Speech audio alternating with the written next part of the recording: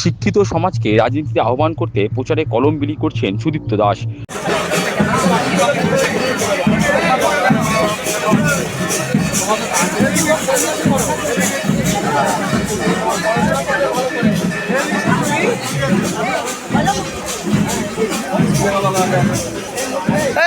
প্রতিদিন প্রচারে বেরিয়ে নতুন প্রজন্মের ছেলে মেয়েদের হাতে কলম তুলে দিচ্ছেন বীজপুর কেন্দ্রের বিজেপি প্রার্থী সুদীপ্ত দাস।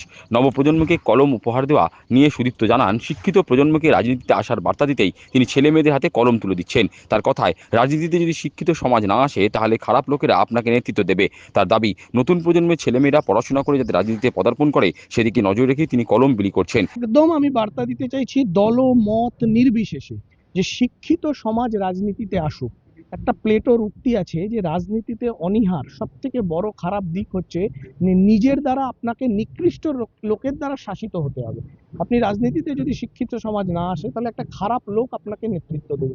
তাই আমি চাইবো সিপিএম, তৃণমূল, বিজেপি, কংগ্রেস প্রতিটা রাজনৈতিক দলে শিক্ষিত মানুষ আসুক। তাই আমি আগামী প্রজন্মে যারা আগামী প্রজন্ম তাদের হাতে কলম তুলে দিচ্ছি।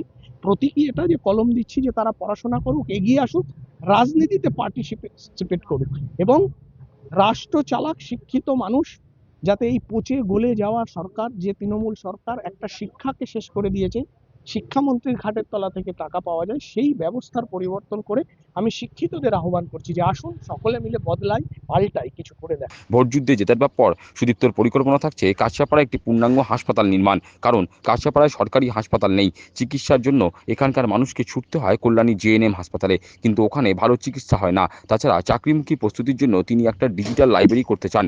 প্রতিভাবান ছেলে মেয়েদের খেলাধুলার জন্য একটা স্পোর্টস একাডেমি করতে চান তরুণ ব্রিগেডে এই গেরুয়া প্রার্থী।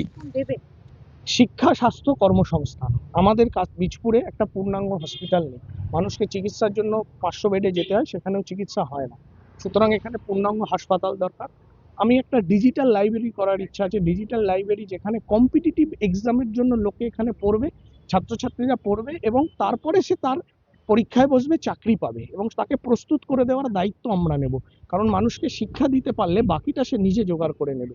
একটা স্পোর্টস একাডেমি করব যেখানে প্রতিভাবান ছেলেমেয়েরা খেলবে এবং খেলে, কারণ একটা যুবক একটা মাঠে যাওয়া হচ্ছে সবচেয়ে, বিবেকানন্দ বলেছিলেন যে তার শরীর গঠন মাঠে যেতে হবে। সুতরাং আমরা যুবকদের মাঠে আহ্বান করব যে খেলুন, শরীর গঠন করুন, চরিত্র গঠন করুন। যে চরিত্র, যে শরীর এবং চরিত্র নির্মাণ হলে দেশ নির্মাণ হবে।